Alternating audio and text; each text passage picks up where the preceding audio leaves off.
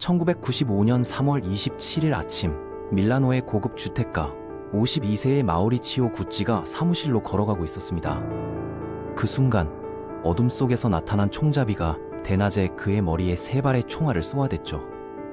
세계적인 명품 브랜드 구찌의 마지막 가문 후계자가 피를 흘리며 쓰러졌습니다. 경찰이 도착했을 때 그들은 곤혹스러웠습니다. 용의자가 너무 많았기 때문이죠. 226억 달러 규모의 제국을 둘러싼 가족 간의 배신과 복수, 그 끝에 놓인 충격적인 진실을 지금부터 들려드리겠습니다.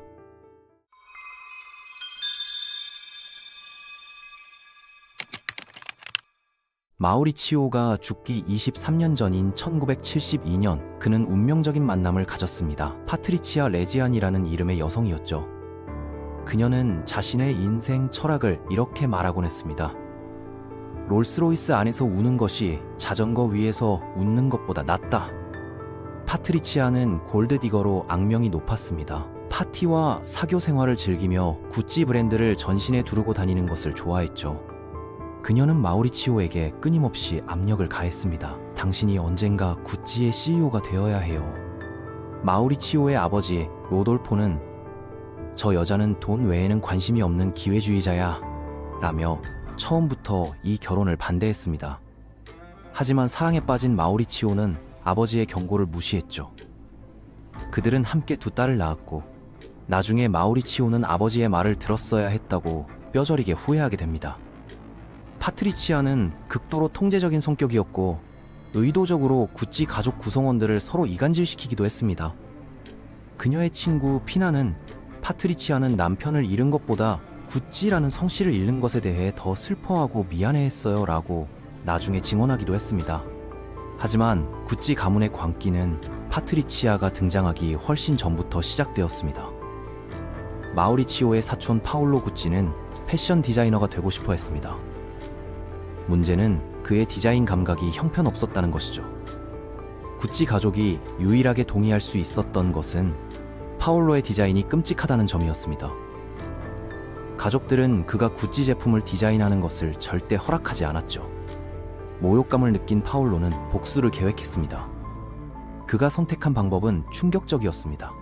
자신의 아버지 81세의 알도 구찌를 세무당국에 신고한 것입니다. 탈세 혐의였죠.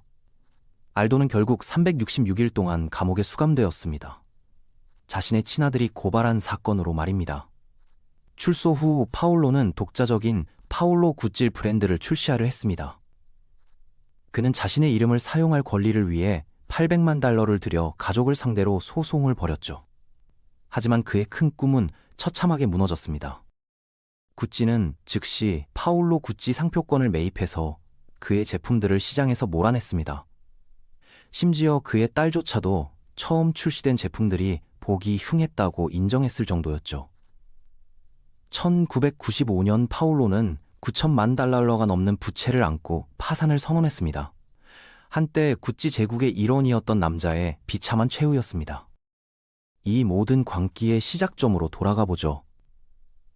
1881년 이탈리아 피렌체의 한 평범한 가정에서 구찌오 구찌가 태어났습니다.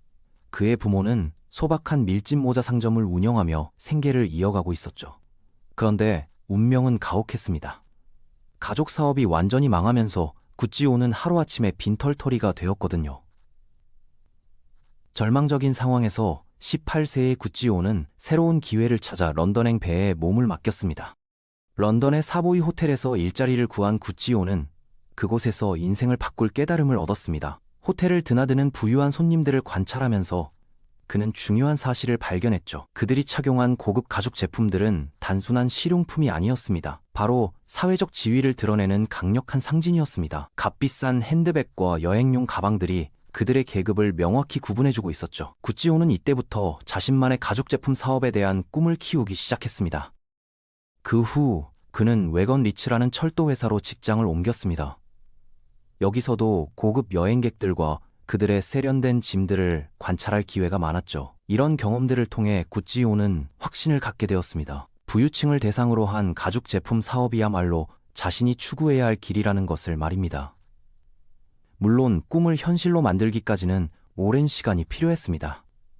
1차 세계대전에 참전한 후 구찌오는 본격적으로 가죽 제품 제작 기술을 배우기 위해 여러 공방에서 일했습니다. 가죽 산업에 대한 전문 지식을 쌓고 창업 자금을 모으는 것만도 수년이 걸렸죠. 드디어 1921년 40세가 된 구찌오는 피렌체에 자신만의 작은 매장을 열 수 있었습니다. 이 조그마한 상점이 바로 오늘날 우리가 알고 있는 구찌 제국의 출발점이었죠. 처음에는 다른 곳에서 만든 가죽 제품들을 수입해서 판매했습니다. 하지만 점차 부유한 고객들이 독특한 디자인의 수제품을 요구하기 시작했죠. 구찌오는 그들의 취향을 정확히 파악하는데 탁월한 재능을 보였습니다. 자신이 원하는 스타일을 시장에서 구할 수 없다는 것을 깨달은 그는 직접 제작에 나섰습니다. 자체 작업장을 설립하고 여러 명의 직원을 고용해서 수요에 맞춰 생산을 늘려나갔죠. 하지만 사업 확장에는 항상 위험이 따릅니다. 구찌오는 곧 감당하기 어려운 수준의 부채에 시달리게 되었죠. 수입과 지출의 균형을 맞추는 것이 매우 어려웠고 결국 그는 사위로부터 돈을 빌려서 겨우 사업을 유지할 수 있었습니다. 아이러니하게도 나중에 그의 딸 그리말다는 유산 분배에서 완전히 배제되었습니다. 남편이 빌려준 돈으로 한때 회사가 어려운 시기를 버텨낼 수 있었는데도 말이죠. 그리말다는 이 불공정한 대우에 맞서 법정 투쟁을 벌였지만 결국 패소했습니다. 이것은 구찌 가문의 끝없는 법적 분쟁의 서막에 불과했습니다. 구찌오에게는 알도, 로돌포, 바스코라는 세 아들이 있었습니다. 그는 이들이 언젠가 자신의 사업을 물려받아 계속 발전시켜 나가길 바랐죠. 그런데 놀랍게도 이 세 아들들은 아버지보다 훨씬 큰 야망을 품고 있었습니다. 작은 가게 하나에 만족하던 아버지와 달리 아들들은 세계적인 사업 확장을 꿈꾸고 있었습니다.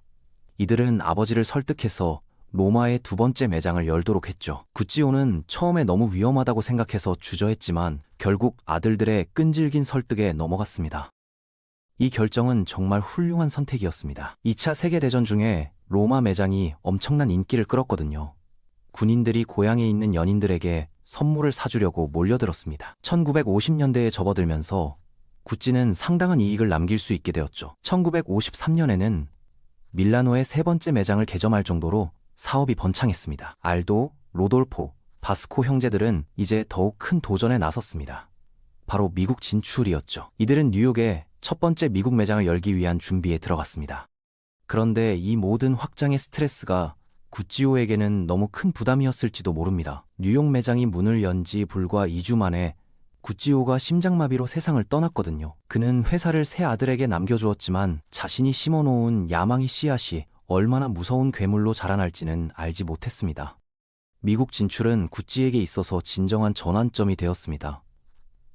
뉴욕에서 최초의 이탈리아 명품 브랜드로 자리 잡으면서 구찌는 할리우드 스타들 사이에서 폭발적인 인기를 얻기 시작했죠. 유명 배우들이 구찌 제품을 착용하는 모습이 언론에 노출되면서 일반 대중들도 같은 스타일을 원하게 되었습니다. 구찌는 더 이상 단순한 가방 회사가 아니었습니다. 지갑, 신발, 벨트 등 다양한 제품을 판매하는 글로벌 럭셔리 브랜드로 성장했죠. 한동안 세 형제는 큰 문제 없이 회사를 성공적으로 운영해 나갔습니다. 1974년 그들은 홍콩의 첫 번째 플래그십 스토어를 열었습니다. 구찌는 아시아 시장 개척에 나선 최초의 명품 브랜드 중 하나였고 이는 엄청난 성과로 이어졌죠. 이런 수익을 바탕으로 1975년에는 향수 라인까지 출시하면서 사업 영역을 계속 확장해 나갔습니다. 하지만 같은 해 비극이 닥쳤습니다. 바스코가 갑작스럽게 세상을 떠나면서 상황이 복잡해지기 시작한 것이죠. 바스코의 지분은 그의 아내에게 상속되었는데 알도와 로돌포가 이를 매입해서 각자 회사의 50%씩을 소유하게 되었습니다. 이제 두 형제만 남았고 그들의 자녀들이 권력을 물려받을 차례였습니다. 이탈리아에는 오래된 속담이 있습니다. 1세대가 건설하고 2세대가 확장하고 3세대가 파괴한다. 이것이 바로 구찌에게 적용되기 시작했습니다. 알도에게는 조조, 로베르토, 파올로라는 세 아들이 있었습니다. 그는 자신의 지분에서 각자에게 회사의 작은 몫을 나누어 주었지만 여전히 50%의 지분을 보유하고 있었죠. 반면 로돌포는 외아들 마우리치오에게 아무런 지분도 주지 않았습니다. 로돌포는 아들의 결혼을 반대하며 부자 관계가 악화되자 살아있는 동안 마우리치오에게 구찌 주식을 주지 않았습니다. 하지만 그가 사망했을 때 배우자나 다른 자녀가 없었기 때문에 회사의 50%가 자동으로 마우리치오에게 상속되었죠. 마우리치오는 하루아침에 구찌 지분을 전혀 소유하지 않던 상태에서 50%를 보유하게 되었습니다. 그의 아내 파트리치아는 환호했습니다. 하지만 사촌들은 달리 생각했습니다. 사촌들 간에 누가 구찌 브랜드를 장악할 것인지를 두고 끊임없는 다툼이 벌어졌습니다. 구찌 가족은 종종 매우 사적인 생활의 세부 사항까지 대중의 주목을 받곤 했죠. 온갖 소송과 가족 내 갈등으로 인해 구찌 가문은 항상 언론의 헤드라인을 장식했습니다. 마우리치오는 더 이상 이런 상황을 견딜 수 없었습니다. 나머지 가족들을 배제하고 더 많은 경영권을 확보하기 위해 그는 대담한 결정을 내렸죠. 외부 투자자를 물색하기 시작한 것입니다. 인베스트 코프라는 회사가 자금을 지원하기로 동의했습니다. 이 회사는 이미 티파니에 투자해서 그 보석 회사를 성공으로 이끌었던 경험이 있었죠. 하지만 럭셔리 패션 브랜드에 뛰어든 것은 이번이 처음이었습니다. 마우리치오는 먼저 골칫덩어리 파울로를 제거하기로 했습니다. 1988년 파울로는 가족의 압박에 못 이겨 구찌 주식 3.3%를 4천만 달러의 인베스트 코프에 매각했죠. 하지만 그는 이 돈을 현명하게 사용하지 못했고 자신의 재산을 낭비해버렸습니다. 시간이 흐르면서 마우리치오는 구찌 가족의 나머지 구성원들도 설득해서 주식을 인베스트 코프에 매각하도록 했습니다. 이제 이 회사가 구찌 브랜드의 50%를 소유하게 되었죠. 그들은 여전히 마우리치오가 1989년부터 모든 중요한 결정을 내리면서 회사를 이끌도록 허용했습니다. 마우리치오는 구찌에 대한 거대한 비전을 품고 있었습니다. 그는 수석 부사장 겸 수석 디자이너로 던 멜로를 고용했죠. 그녀 역시 브랜드의 독점성을 높이는데 도움을 주고 싶어 했습니다. 멜로의 아이디어는 과감했습니다. 매장 수를 1000개에서 가장 수익성이 높은 위치에 180개로 대폭 줄이는 것이었죠. 또한 구찌에서 판매하는 제품 종류도 22,000개에서 7,000개로 축소했습니다. 멜로는 대나무 핸드백과 구찌 로퍼 같은 클래식한 베스트셀러 제품들을 다시 전면에 내세웠습니다. 마우리치오가 가장 먼저 한 일 중 하나는 밀라노에 화려한 새 매장을 여는 것이었습니다. 그는 또한 모든 신제품이 기존 재고를 대체하기를 원했는데 이로 인해 회사는 엄청난 양의 손실을 입게 되었죠. 예를 들어 당시 구찌는 백화점들에게 브랜드 라이선스를 주어서 상당한 수익을 올리고 있었습니다. 하지만 마우리치오는 이런 방식이 브랜드의 가치를 떨어뜨린다고 생각했죠. 더 심각한 것은 구찌 제품의 짝퉁들이 전 세계 도시의 길거리에서 팔리고 있다는 사실이었습니다. 마우리치오는 브랜드가 부유층과 유명인들만 접근할 수 있는 진정한 사치품으로 돌아가야 한다고 믿었습니다. 그래서 그는 라이선스를 철회했고 구찌는 거의 즉시 1억 달러의 수익 손실을 입었죠. 가장 논란이 된 결정은 액세서리 라인을 없애려는 시도였습니다. 이것은 말 그대로 가장 수익성 높은 수입원 중 하나였거든요. 평균적인 사람들은 구찌 의류나 신발, 핸드백을 살 여유가 없을 수 있지만 지갑이나 선글라스, 벨트 정도는 구입할 수 있었습니다. 마우리치오는 또한 상징적인 지지 로고도 없애고 싶어 했습니다. 이는 엄청난 실수로 판명되었죠.